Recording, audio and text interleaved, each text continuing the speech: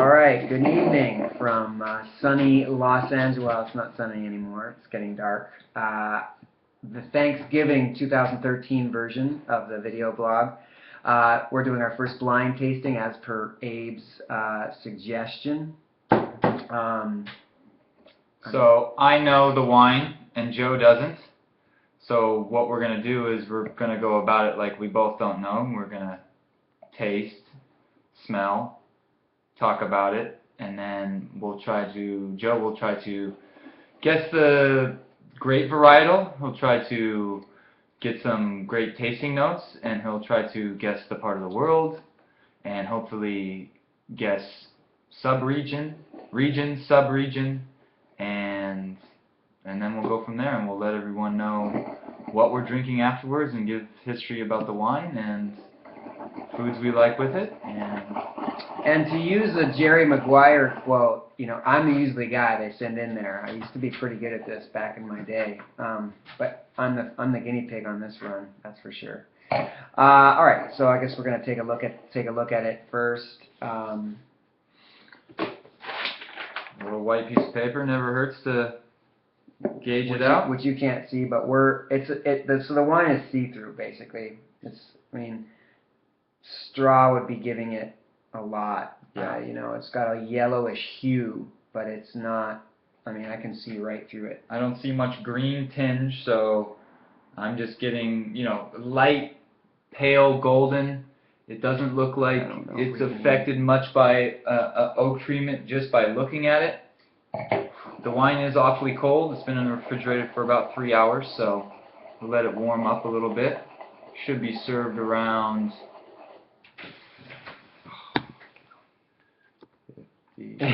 It's still going, so don't stop. It should be served around, I'd say, anywhere between 52 and 55 degrees Fahrenheit. Sorry about that little glitch. Fix it. All right. Anyway, let's give it a smell. You can just smell the acid on the wine right away. This wine just smells really good to me already. It's a little cold. Picking up nice fruit aromas. It's interesting. Like I'm getting a lot of like unripe citrus, like really grippy lemon and unripe nectarine, unripe peach. Peach, for sure. It's really gripping my nose, and I can't tell if it's because of the alcohol that's burning off or... Any herbaceous qualities? No, but I certainly, I'm getting hints of clay, just because I do that.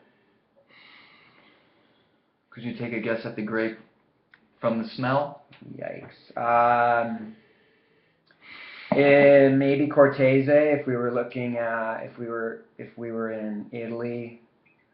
Sauvignon Blanc if we're in France, but I don't think it's a French wine. Spain, Albarino. Yeah.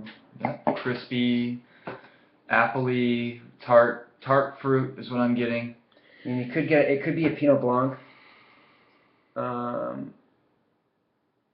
So those would be my like long shot guesses just off the nose. Well, let's give it a taste.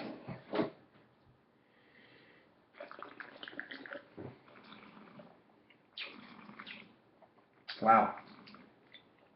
That is an acidic wine. And it just dies off the end like that. I think it's just a little too cold. But I like the acid in it. I was surprised that it was fuller in the middle of the tongue. Like I don't know what the fruit was, but it certainly hit the front of the tongue like, and then the middle of the tongue it kind of went, whoa. The finish was slow. Not in a good way. Not slow and long, like slow. Slow with nothing. Lemon. It's just like up and down the sides of my tongue. Lemon, lemon, lemon. Like lemon rind almost.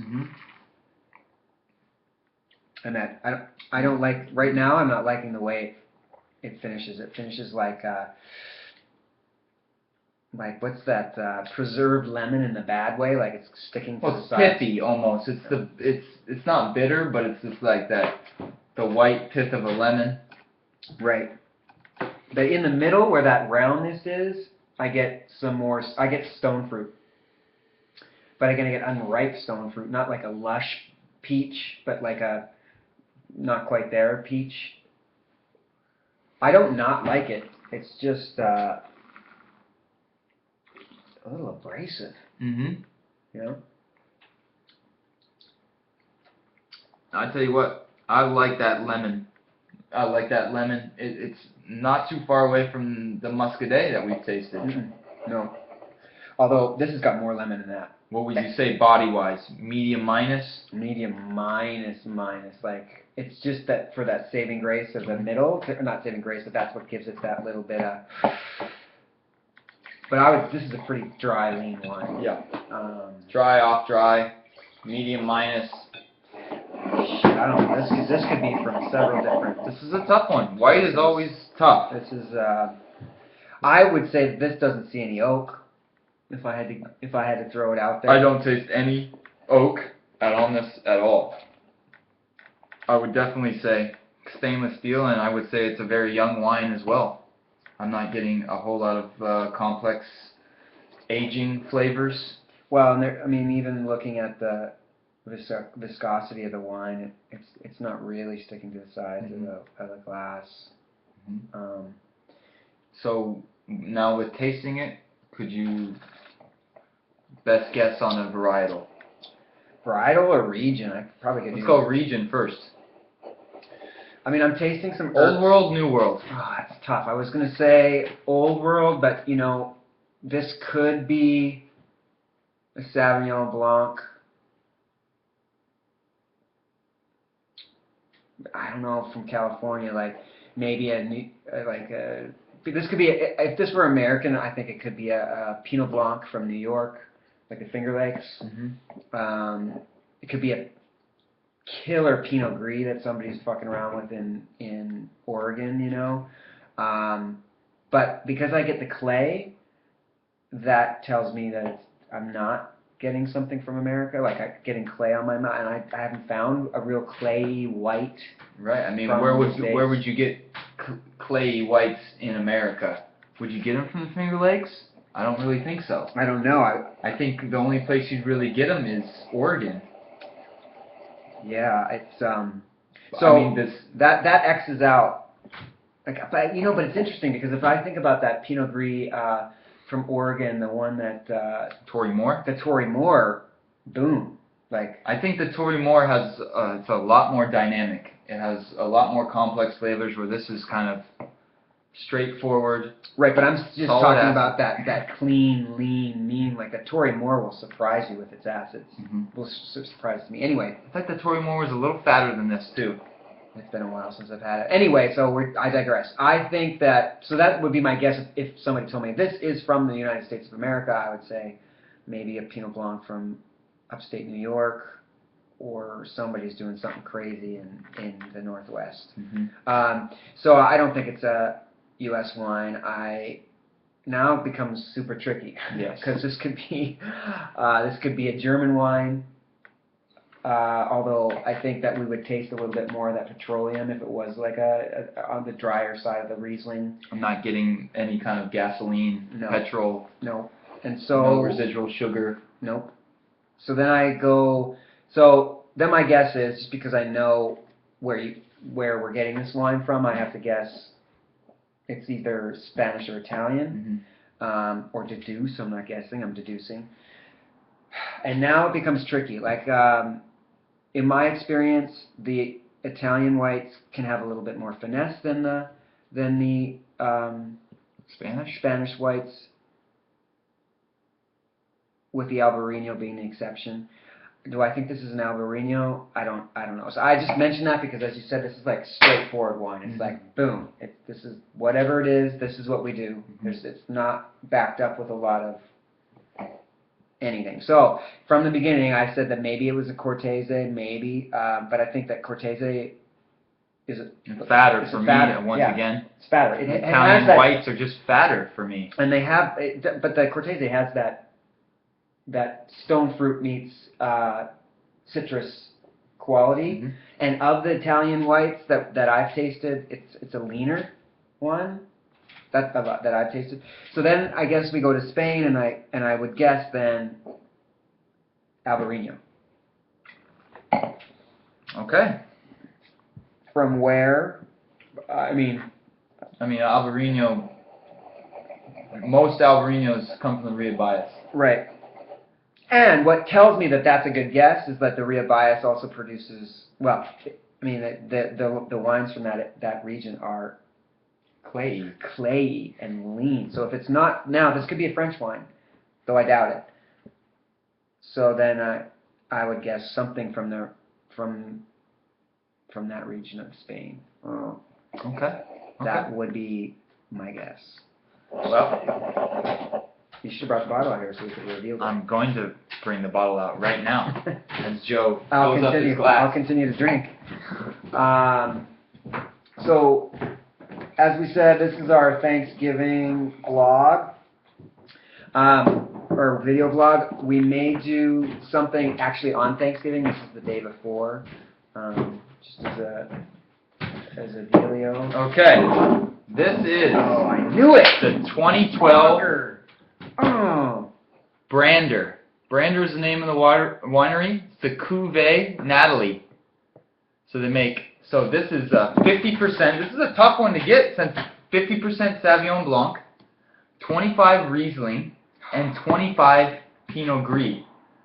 From one of our favorite areas in California, the San Ynez Valley, which is basically 20 miles north, 30 miles north of Santa Barbara, just to the east of Solvang, just to the east of Never would have guessed that. of where they shot the very famous movie. What was that movie called, Joe? With the hitching post. Yeah. I won't drink Merlot. Come on, everybody, help us out here. Help us out here. Sideways. So once every monther for me. So the Wow. winemaker, this winery was established in 1975. The winemaker is Fred Brander, originally from Argentina. Wow. But he makes a number of different Sauvignon Blancs. This one, the 2012 Cuvée Natalie, is aged in only 4 to 5 months in stainless steel. So it's just really keeping true to, straightforward, nice acid, very clean, like we were talking about. No oak on it whatsoever. It is a young wine. But Joe was right there. I mean, he said a few of the varietals. This is tough because you don't usually see a Sauvignon Blanc blended with so much Riesling, so much Pinot Gris. I mean, Well, it's interesting the Riesling's in there. Yeah. Yeah. I mean, it's. I'm not sure what they're putting the Riesling in there for. But here's the thing, where I was right, where I think I was right anyways, is that, I think the misconception about Riesling, certainly Americans have a lot to learn about Riesling. A lot. If you go into your local corner store, I know the one out by me in North Carolina, they have 5 Rieslings there, but they're all really super heavy and super sweet. So the conception in this country, I think in general, I'm speaking for all you winos out there, cover your ears. But the misconception is that it's a sweet wine, and there's plenty of showings of the exact opposite, actually. In Germany, in Hungary, certainly in the Finger Lakes, Definitely. certainly in they label it a dry Riesling. And we've had a Riesling from the Finger Lakes that will knock your tongue right out of your mouth, and it doesn't even taste like I would guess that, I think I guessed actually when I first tasted it, that was a Sauv Blanc. Right. So anyway, this, in terms of the spectrum, this is right along that line of the Riesling family anyway. Crazy, I would never have guessed this was San Ynez. I wouldn't have either. We went right there off a the couple bat. years ago and tasted too much wine, probably burnt our palates out. But the only old world style white that we even hinted at was at Fiddlehead Cellars, which, by the way, if you want an experience of Sauvignon Blanc with somebody who's kind of doing it right out here, as far as I'm concerned, out here being the States, she's really.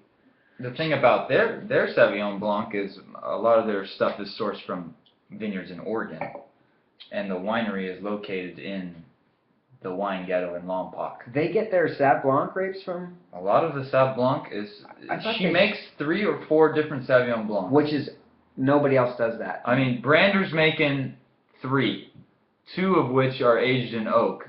Weird. French oak, which obviously for some people they prefer a lusher Sauvignon Blanc, but for me, I wouldn't say this is my favorite, but I do like this. Wine. I do like this. Now, in terms of food, because it's Thanksgiving, and we may turn the camera on tomorrow with plenty of people here and just like do interviews. Who knows? But maybe we'll taste something similarly crazy and see what people think. But this is a good. I think this is a good holiday wine with food. Tomorrow, Abe and I are doing the appetizer. Who knows what it's going to look like? But we're doing the smaller portion, not sort of the group hoo-ha that everybody else is doing. And this certainly would go with 2, 3 of our dishes. 3 of our dishes, definitely. For sure. It's a palate cleanser. My mouth is ready for food now. Like, it's creating saliva. And that's the one myth that people don't know. It's like, how do I cleanse my palate? And the best way to do it is with white wine. It's actually, you don't want water, you want white wine. That's a known fact, that to cleanse your palate, take a sip of white wine. I mean, what it's doing in the back with the acids in particular, and I'm really, as it's warming up, I'm getting lemon. It's getting better for me. It's a lemon. And so at the back of my tongue, it's dry. Like I'm creating saliva. I'm ready. Great oyster wine. Pasta, like a non-red sauce pasta. Yeah. Not a cream sauce, but garlic. Anything spicy food, Thai food. Oh my God, this is like a win. Definitely. And by the way, Thai Bronzino food owners out there, Fennel? please do so. Have you been to a Thai restaurant lately? Too many. It's ridiculous that they have 4 wines and one of them is a Chardonnay. Like, get a cheap Pinot Gris. I'll buy that one. Because they don't care about the wine. I know, but I'm just Thai saying, restaurants. I just can't drink Chardonnay. I could pad Thai. You kidding me? Yeah. Let's go. Yeah. This would bring out every single spice that was ever created in that dish. It's just making your palate more alive. Right. Is what the white And wine we is. like to say at Barolo Joe, dancing acids, both in my reds and my whites. I like dancing acids. I as well. Stay tuned. Lots more cool shit coming up. Trader Joe's, by the way, if this gets out in any kind of timely fashion, has a limited release. 2004. Barolo, $20. Like, just understand this. At the restaurant that he works at, that I used to work at, if we have a 2004 anything, and I think I was actually telling you, it was a 2006 or 2004 that you just bought that case lot from. 06. It was an 06. Well, 04 was also known as like a killer year. You're looking at a wine from a region of the world that's becoming super important, and for $20, try it out. I haven't tried it yet. We're gonna try it at some point before I go back to Tomorrow. North Carolina. Anyway, if this gets out there and they've got any left on the shelves, give it a try. And I don't know what else. This is about 16-17 retail. I think I paid $16.50 for it. Let's go. Let's go. $16.50. Now, just to double back, if you've watched the Muscadet, no, we're not posting that one. There's a Muscadet at Trader Joe's that it's right along the lines of this. Actually, it's less complex. It's a $6 wine from Trader It's Joe's. very similar. But it'll knock you in.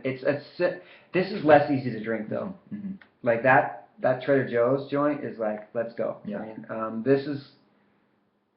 I don't know. When we post again, we'll talk about how it happened. You know, if I let this sit for 10 minutes and it gets even warmer, like what it's gonna show.